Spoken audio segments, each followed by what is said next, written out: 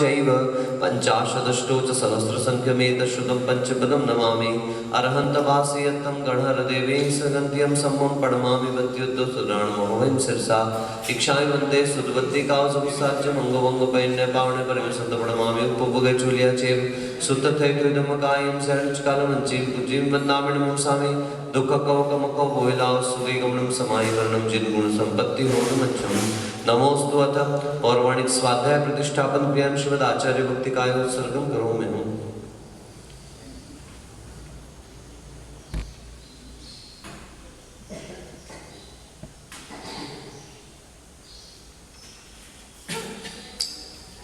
गुरुवः पान्तुनो नित्यं ज्ञान दर्शनायकाः चारित्राणां गम्भीरा मोक्ष मार्गोपदेशकाः इक्षामि वन्द्यायरिवन्तिकावसुगुस्साज्यं सम्मणानं सम्मदंसं समचयुत्तानं पंचविहाचरणमायर्याणं आयरासुनाणं उपदेशाणं वज्जायाणं तीरेण गुणपालर्याणं सप्तसावणं सेणचकालं जें पूज्यं वन्दामि नमस्सामि दुःखकौकमुखो बोहिलाव सुवेगमनं समाहिवर्णं जिनगुण संपत्ति होतुमच्छं वन्दितु सर्वसिद्धे दुवममलमणो वमम गतिं पत्ते वोच्छामि समय पाहुड मिणमो सुद केवली भणिदं काऊणनमोक्कारम् अरहन्ताणं तहेव सिद्धाणं आयरियुवज्जायाणं लोयं यसव्वसाहुणम् पंच परमेश्वरी भगवान की जय। मूल नायक श्री चैतन्य चमत्कारी चिंतामणि पार्श्वनाथ भगवान की जय। आचार्य भगवंत श्री उमा कुंद कुंद भगवान की जय। आचार्य भगवंत श्री जयसेन महाराज की जय। चारित्र चक्रवर्ती आचार्य शांत सागर जी महाराज की जय। परम पूज्य आचार्य श्री अभिनंदन सागर जी महाराज की जय। द्वादशांग जिनवाणी माता की चलिए कल तक पंचम गुणस्थान संबंधी जो देश चारित्र है तत्संबंधी वहां पर क्षायिक संबित्व और तत्संबंधी राग द्वेष की निवृत्ति का यहाँ पर वर्णन संपूर्ण हुआ था। आज आचार्य महाराज थोड़ा सा और आगे बढ़ते हैं। चिदानंदयिक स्वभाव शुद्ध आत्मा उपादेयत्वे सती षट द्रव्य पंचास्तिकाय सप्त तत्व नव पदार्थ रुचि रूपस्य मूढ़त्रयादि पंचविंशति दोष रहितस्य बिल्कुल ऊपर जैसा ही लगभग कथन थोड़े से ऊपर शैली वही है, सिर्फ थोड़ा सा शब्दों का थोड़ा परिवर्तन कर दिया कि चित्त आनंद एक स्वभाव। चित्त का मतलब चैतन्य, आनंद रूप एक स्वभाव, ये मार्ग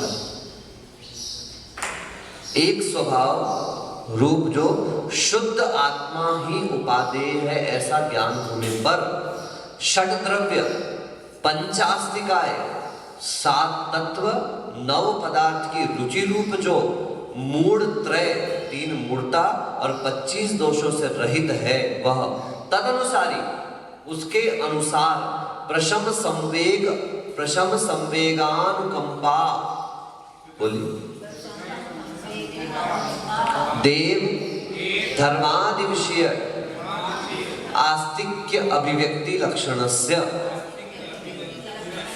ये सम्यक्त की व्यवस्था बताई जा रही बार बार क्योंकि कोई भी गुण स्थान ऐसा नहीं है ऊपर का जहाँ सम्यक्त ना हो। सम्यक्त कैसा है तो ऐसा है प्रशम संवेग अनुकंपा और देव धर्म आदि विषयों में जो उसका आस्तिक्य उसकी श्रद्धा है उसकी अभिव्यक्ति जिसका लक्षण है ऐसा सम्यक्त तो है ही।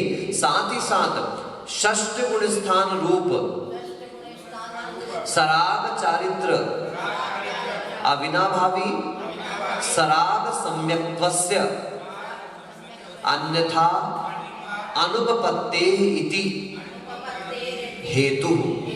इसका मतलब क्या हो गया कि षष्ठम गुण स्थान संबंधी जो सराग चारित्र का अविनाभावी सराग सम्यक्त्व है वह इसके बिना उत्पन्न हो ही नहीं सकता, क्योंकि चौथे में भी सराग सम्यक्त्व है, पांचवें में भी सराग सम्यक्त्व है, छठवें में भी सराग सम्यक्त्व है, लेकिन चतुर्थ गुण स्थान का सराग सम्यक्त्व जो है वह असंयम भाव से सहित है।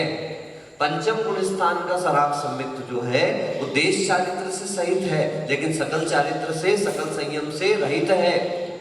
फिर छठवें गुण स्थान में जो सराग सम्यक्त्व है वो सराग चारित्र से सहित है। कौन सा सराग चारित्र? संजवलन कषाय के तीव्र हृदय से होने वाला, वहां पर जो संयम के साथ न्यूनतम प्रमाद, न्यून प्रमाद जो निरंतर उत्पन्न होता रहता है अंतर अंतर मुहूर्त में, वह प्रमाद वहां पर बना रहता है। इसको ही षष्ठम गुण स्थान का सराग संयम कहा जाता है। अथवा और देखो वो कर रहे हैं, क्या बोलते हैं इसको, ऊपर और गुण स्थान के ऊपर बढ़ा रहे हैं। अनंतानुबंधी, अप्रत्याख्यान, प्रत्याख्यानावरण, संज्वलन, क्रोध, मान, माया, लोभ, तीव्रोदय जनिताः, प्रमादोत्पादकाः, रागद्वेष मोहाः, सम्यक दृष्टेर न संतीति पक्षः।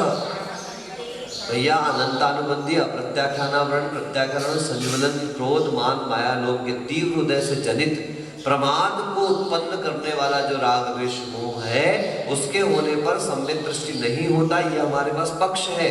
कस्मात् चेत्, ऐसा कैसे कह रहे हैं? तो कह रहे हैं शुद्ध बुद्धैक स्वभाव परमात्मा उपादेयत्वे सति तद योग्य स्वकीय शुद्धात्म समाधि संजात सहज आनंद एक स्वलक्षण सुखानुभूति मात्र स्वरूपा अप्रमत्तादि गुणस्थानवर्ती वीतराग चारित्र विनाभूत वीतराग सम्यक्त्वस्य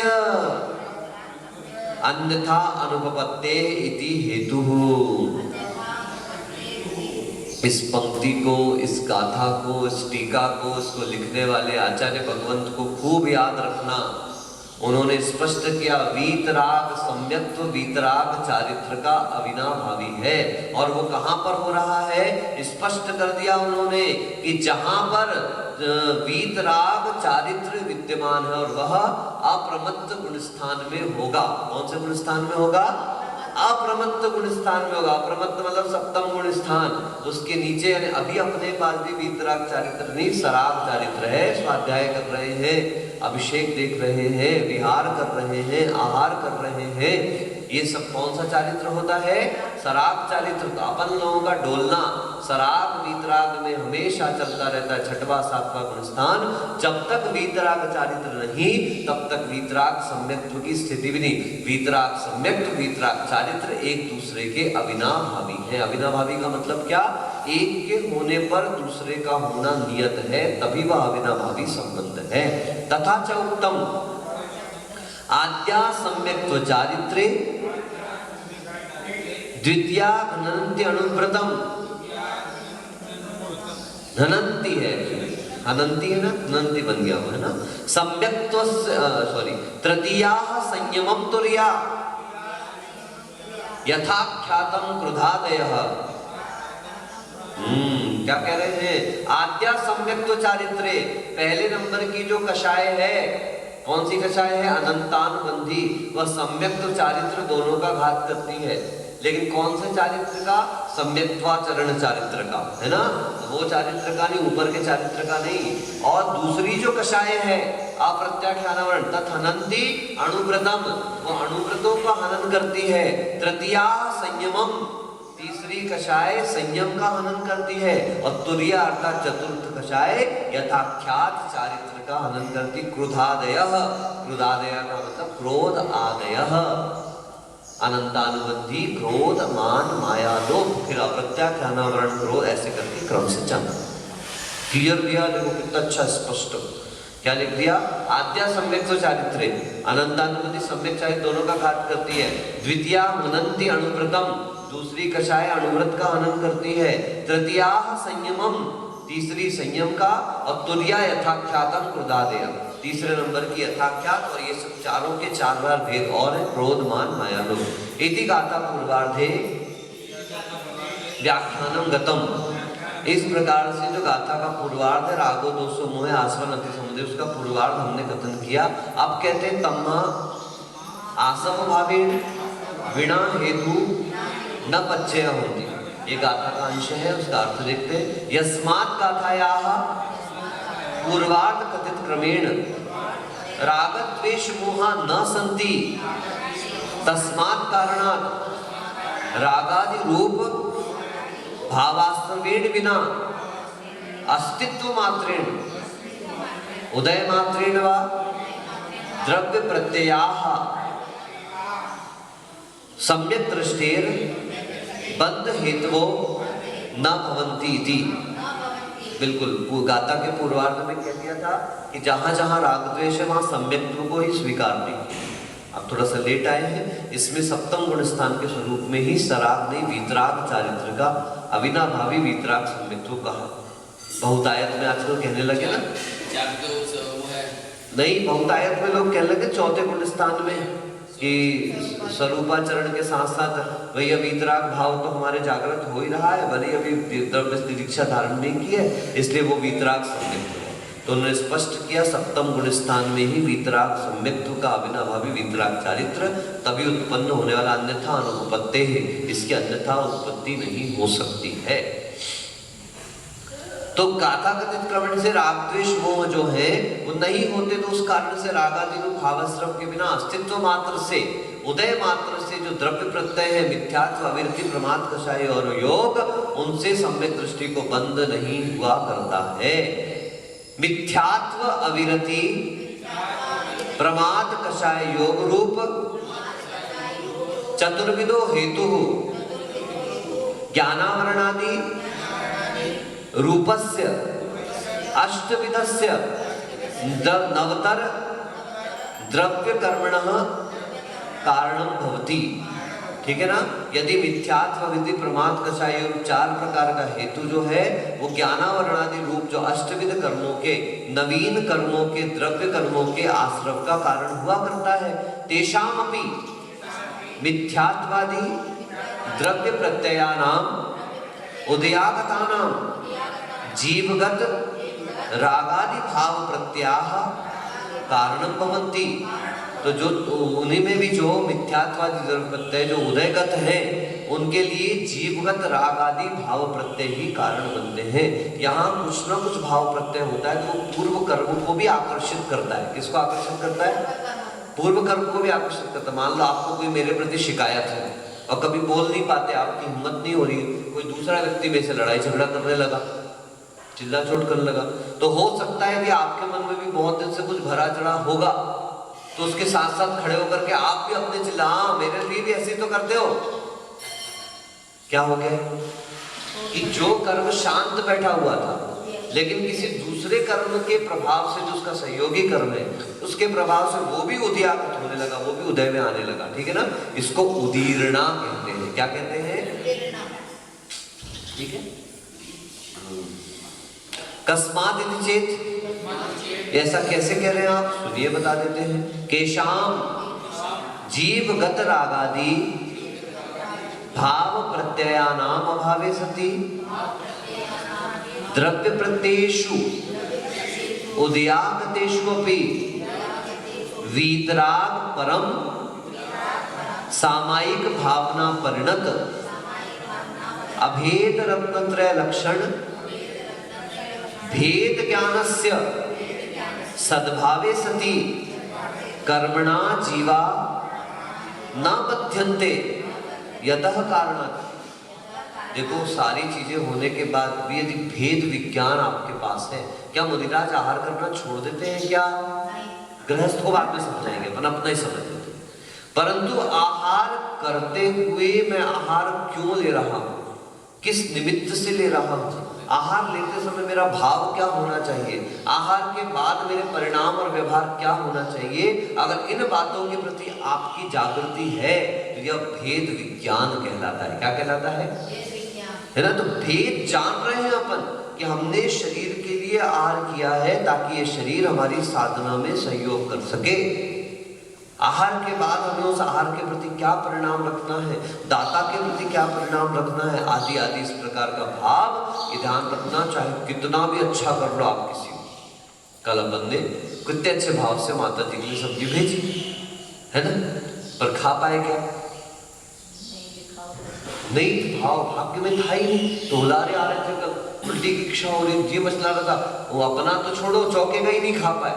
संगीता कितनी भी मेहनत करे, नहीं है, स्वास्थ्य अनुकूल नहीं रहा, नहीं खा पाए। तो ये किस पर डिपेंडेंट है? मैक्सिमम हम तो अपनी तरफ से पुरुषार्थ करेंगे, लेकिन कर्म के उदय पर ही सारी बातें डिपेंडेंट हैं। अपने भाग्य को जो पहचान करके चलता है, उस व्यक्ति को दुनिया में ज्यादा किसी के पीछे भागना नहीं पड़ता।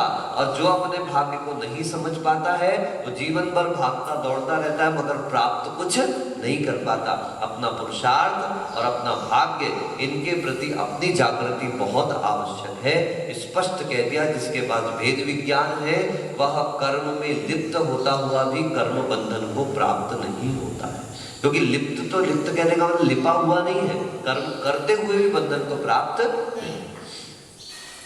ततः स्थितम नवतर द्रव्य कर्माश्रवस्य उदयागत द्रव्य प्रत्याह कारणम तेषां च जीवगता रागादि भाव प्रत्ययाः कारणमिति कारण कारण व्याख्यानम गतम ज्ञातव्यम। कारण कारण नहीं, आपके में क्या कारण कारण लिखा है? आपके ये ना जीव कारण होती नहीं, मेरे को दिखा है कारण कारण व्याख्यान। आपके भी कारण में कारण लिखा हुआ है। इस प्रकार कारण से कारण का व्याख्यान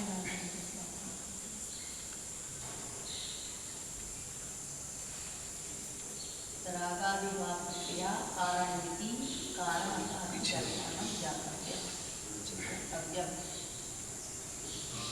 कारण कारण व्याख्या, हाँ ठीक है, ठीक है, ठीक है। कारण से कारण का, मैं सोचा कि कार्य कारण व्याख्यान तो नहीं है, मिस्टेक नहीं हो जाए, अपन से गलती नहीं होनी चाहिए ऐसी। तो कारण से कारण का व्याख्यान जानना चाहिए, ठीक है ना। ये हेतु आपको बता दिए गए हैं, उनसे कौन कौन से ऐसे कारण बनते हैं। सीधी सीधी बात है महाराज, पूरी इस गाथा का एकमात्र सार है भेद विज्ञान।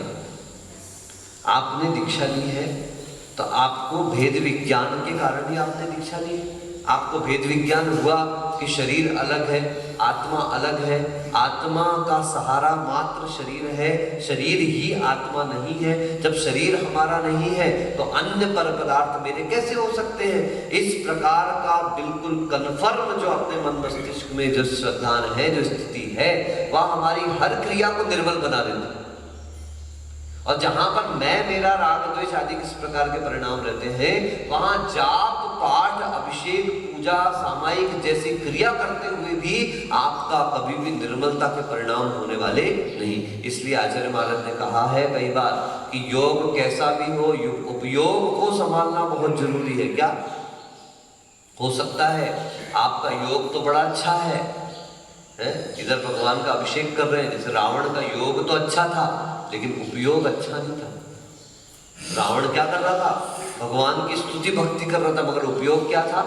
उनके हराने के लिए, उनके पराजय के लिए। इसलिए याद रखना कि बाहर का योग हमारा कितना भी अच्छा दिखे, आपका उपयोग बहुत अच्छा होना चाहिए। आपका उपयोग अच्छा होगा ना तो आप ज्यादा तप नहीं करोगे, आप ज्यादा साधना नहीं करोगे, आप ज्यादा कुछ काम नहीं करोगे, तो भी आपके प्रति लोगों का प्रेम उमड़ेगा।